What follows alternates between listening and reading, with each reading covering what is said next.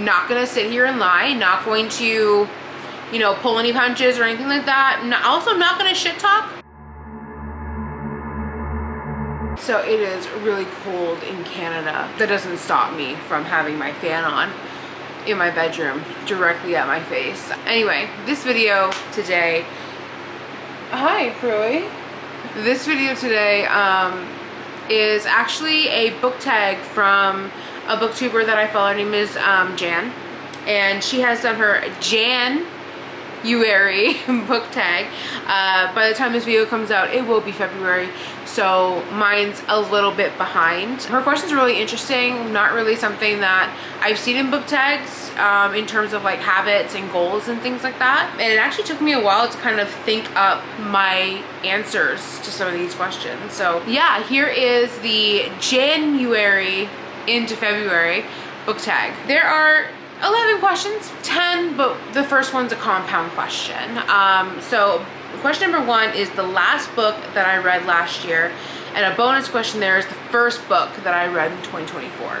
So I will start with the first book I read in 2024. It was Heartstopper Volume 5. I really love the Heartstopper series. I think it's so cute. I didn't start reading in 2024 until like the second week of January. 2024 was not a good reading year for me, if I'm completely honest. I did not read a lot of books. I think I read like 40 or something. I don't even know how many books I read last year, but I waited a little while to really start off my reading for the year. We did 2 weeks, so I started that book in, I think, on the 10th of January. Only took me like a day to finish the book, so there was that. The last book I read of 2024 was All the Rage by Courtney Summers. I absolutely love Courtney Summers. She's one of my favorite authors, and All the Rage, I haven't read a lot of Courtney Summers' backlog. I started off with Sadie, and I've read everything from Sadie on, so I haven't read any of the other books. Up until All the Rage, I hadn't read any of the other books that Courtney Summers had brought out. Britt has. When she challenged me to read some of the books that she loves. I also didn't finish her challenge. I feel bad. I'm going to get through all the books she wants me to read though. When she challenged me to read some of the books, the last one for the year that I got to was All the Rage, and it was a 5-star read. Absolutely loved it. The next question is the first read of this year, and that was The Devourer of Men by Nikki St. Crow. I love the Vicious Lost Boys series so much. It's just so good. I'm a dark romance girl though. Like, I absolutely love dark romance, and it just comforts me in a way that I didn't think it actually would. And I always thank my sister for introducing me to romance, because, you know, up until a few years ago, I fought romance so heavily. I did not want to be like one of the, like, it's so stupid, but I had like this thought in my head where it was like a stereotypical old, you know, bored housewife reading romance novels with the men on the cover, and I just had that in my brain whenever I got to thinking of people reading romance novels. And I'm not afraid to admit that it was very small-minded of me to think that way, for sure. But now that I'm into romance and I found my own little niche for it, I could never go back. It's so comforting. It's such an easy thing to read as well. And yeah, a lot of people find comfort in dark romance books, I find. A lot of people have the same, you know, the same love for it that I do, and it brings them some level of comfort and provides power back to those that have been affected by certain elements of their life. So it really is a healthy thing, in my opinion, to read a romance book. Dark romance is just where I am. But The Devourer of Men was so good. Rated that a 4.5 or a 4 on Goodreads, 4.5 on Storygraph. I can't wait for the next book to come out. So the next one is 3 reading goals that I have this year. I don't have a lot of goals for the year that are like really intricate and like, you know, nothing too crazy. I'm honestly just trying to be as basic as I can with reading this year, because I didn't get a lot done last year. And so my reading goals for the year is, number 1, read every single day. It can be 10 pages, it can be 300 pages, doesn't matter. Just taking, you know, a little bit of time to myself every single day to read is something that desperately needs to happen every single day. Like, I don't really take a lot of time for myself, and that is a problem. It impacts my mental health when I don't read. It impacts, you know, how I do at work. It affects a lot of things, and I've realized that. So I just need to take that time to myself and enjoy what I'm doing. Like right now, I'm currently, where is it? I'm currently reading a really easy to get through book. That time I got Drunk and Saved a Demon. Cutesy, comforting little, you know, romance book with some trigger warnings like DovCon and, you know. Is it like, you know, the best thing ever written? Is it like the literary book of the year? No, it's easy and it's fun. So I'm trying to like find those little moments of joy in order to read every single day. And I'm doing well so far. The second goal that I have for myself is to finish up a few series that I haven't finished yet. So I have a few of them that have been kind of sitting around, not finished. One of them is Carrie Maniscalco's Kingdom of the Wicked series. I haven't finished that. I'm on the last book. Another one is Six of Crows. I have not read Crooked Kingdom yet. I've picked it up like 6 times in the last few years and I've not finished it. I'm currently finishing my favorite series, which is the Black Witch Chronicles. The last book just came out, so I'm finishing that one. There are so many series that I have picked up and have just not finished. They're just sitting there on my shelves. It's embarrassing. And the third one is I want to read at least 2 books a month. To some people, that's not a lot. To me, it is, because I was going months in 2024 finishing 0 books. Picking things up, putting them down, picking them up, putting them down, because I wasn't able to prioritize that part of my life for a good bit. I wasn't able to prioritize it. It sucks and it's shitty and I don't want to do that anymore. So I'm trying to get to 2 books read per month. I'm not going to put any pressure on myself. I'm not going to beat myself up over it if I don't. It's just a goal that I have. Like, one of my goals is to read every single day. I have not done that. I'm trying to do that moving forward. But there were days, you know, in January where I wasn't able to read every single day just due to unforeseen circumstances.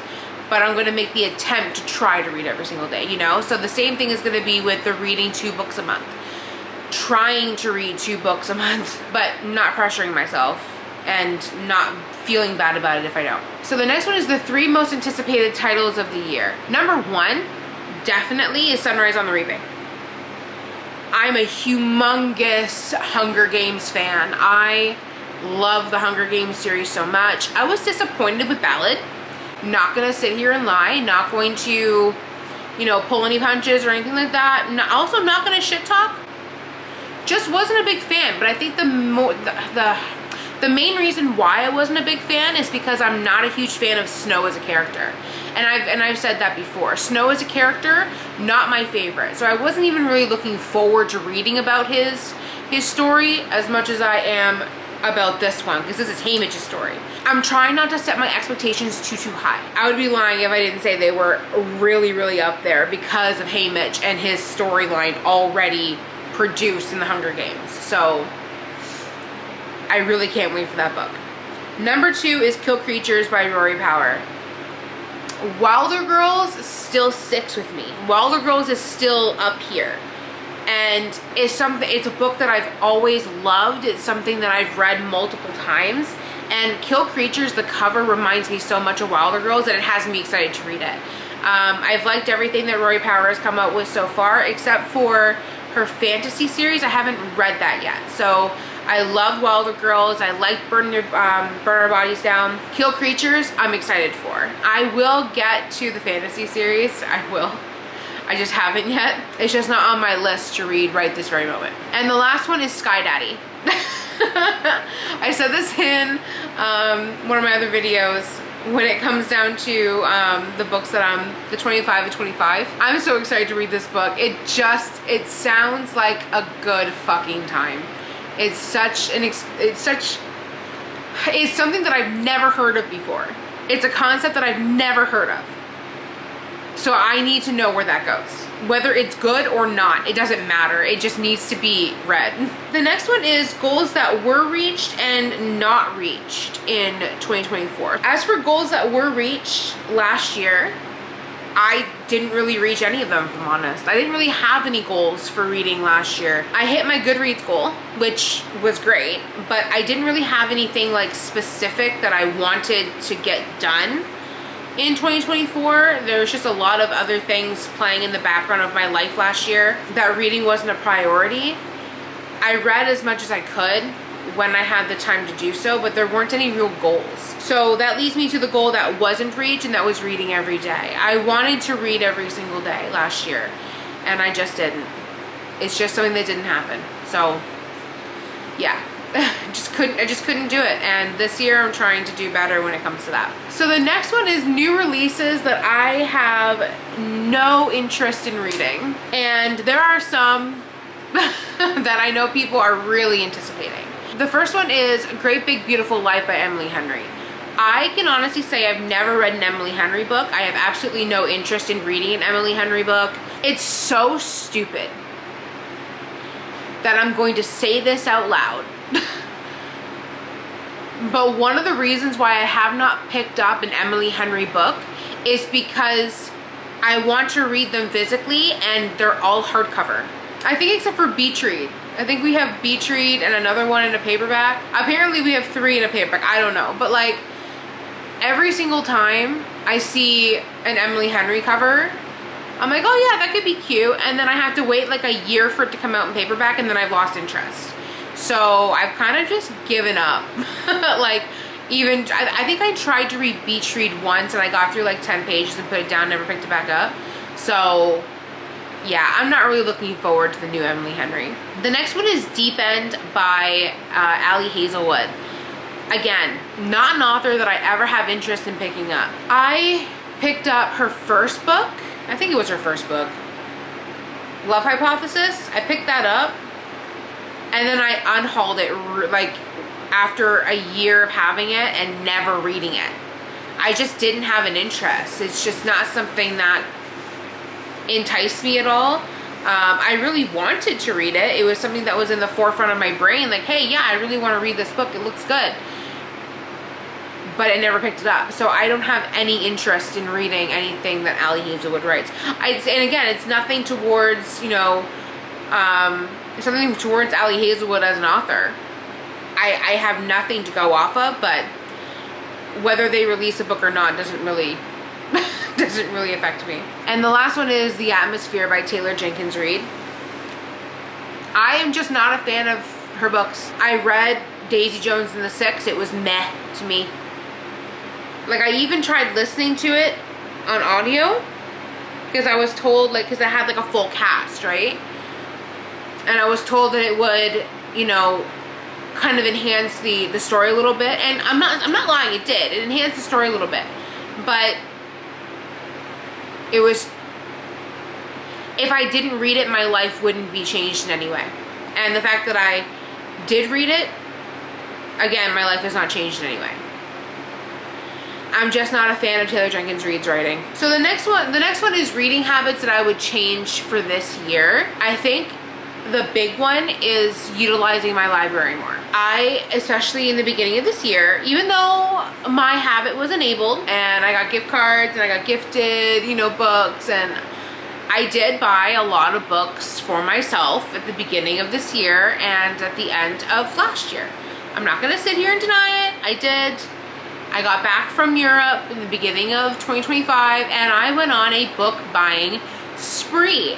There were like 50 plus books that entered my home within 30 days. It's a lot.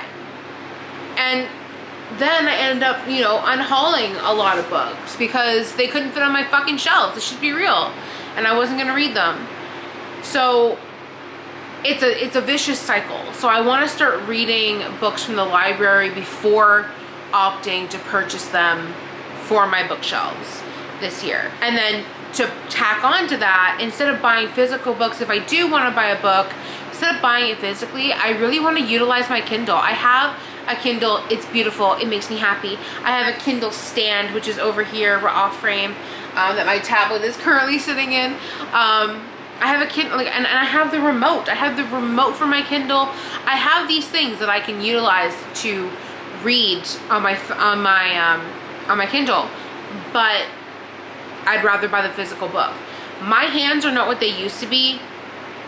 Using my Kindle is not only going to be beneficial for my wallet, but beneficial for my hands as well. So those are the two. The next one is any adaptations I'm excited about.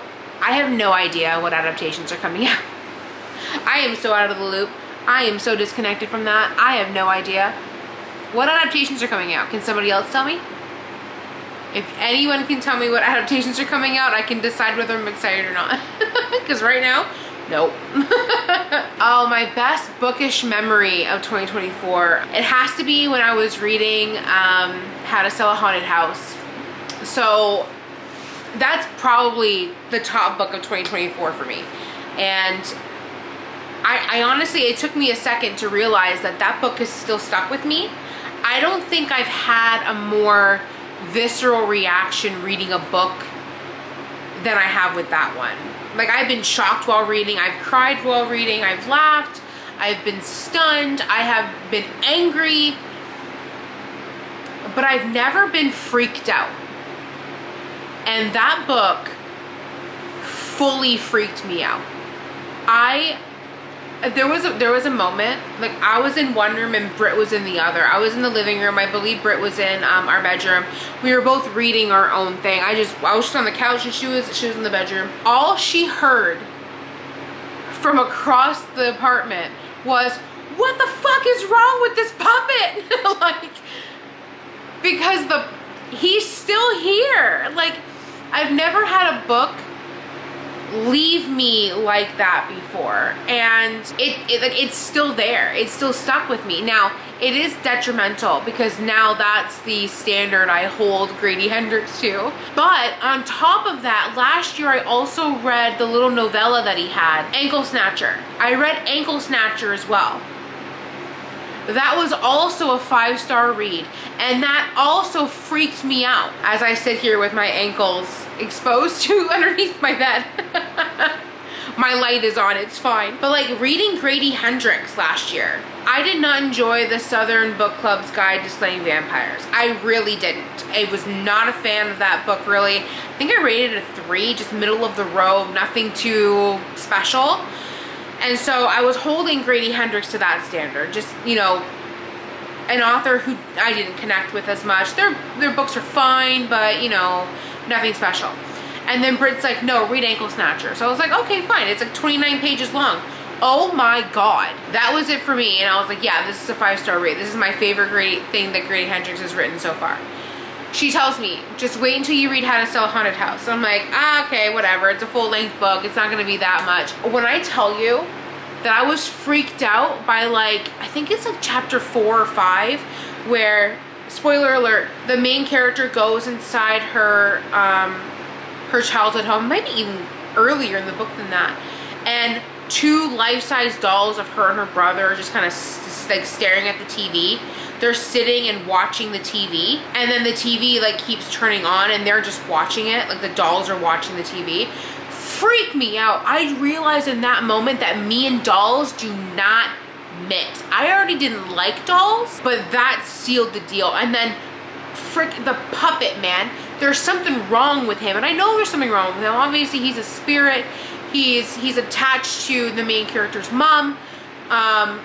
It's heartbreaking, actually. That story is really heartbreaking for the puppet. You know, Pupkin is a damaged little guy, you know, on the inside, but he's fucked up at the same time. So, like, that's definitely my favorite bookish memory of 2024. Reading and rediscovering Grady Hendrix, and my book of the year being revolved around a very deranged psychopathic puppet. And then the last one is carryovers from 2024 that I'm going to continue reading in 2025. I think there's only one of them. One of them that I keep picking up and putting down, picking up, putting down, is Book of Azrael. It is on my 25 of 25. I really do want to finish it. I believe it's only 25 of 25. If it isn't, that's fine. But it is one that I really want to finish. It's something that, as I said, I just keep picking up and then not finishing, and then I regret not finishing it because it's like, I look at it, and while I'm reading it, I'm enjoying myself. I'm enjoying the story. I'm liking it. But then I put it down for something else comes out, or you know, or you know, I see a Livy Hart book and I just need to read that or whatever, you know what I mean? Like, but something always comes before it. So I think I need to dedicate my time to reading the book, like reading nothing else and just taking hold of that book and really devouring myself in it.